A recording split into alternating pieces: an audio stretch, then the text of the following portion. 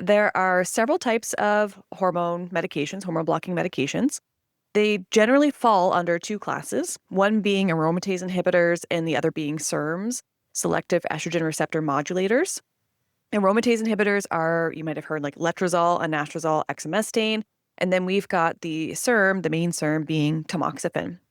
And how they work in breast cancer is they can basically reduce the possibility of estrogen reaching the breast cancer cells that might use estrogen in order to grow or create more of themselves. Like an ER positive breast cancer, the ER positive means that they're positive for the estrogen receptor and they want estrogen in order to encourage their own cells to grow and to potentially even cause other types of cancer cells to develop. But mainly the estrogen causes the ER positive breast cancer cells to grow. And so whenever we apply something like a SERM, let's go with tamoxifen, what happens is that the tamoxifen is going to block the estrogen from reaching those ER-positive breast cancer cells because it's blocking estrogen from reaching the breast tissue.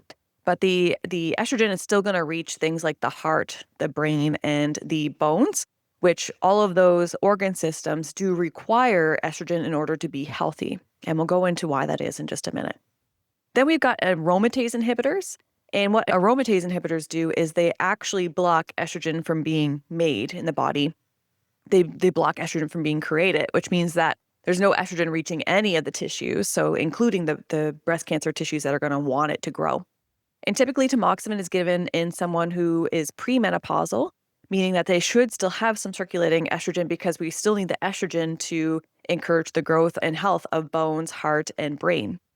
And someone who is postmenopausal will typically have a lower level of estrogen anyway in their body, and they don't really need the estrogen. So giving an AI, which prevents any potential for estrogen being created, lowers that even more, is the best method because it's okay if there's already a low amount of estrogen reaching the brain, heart, and bones.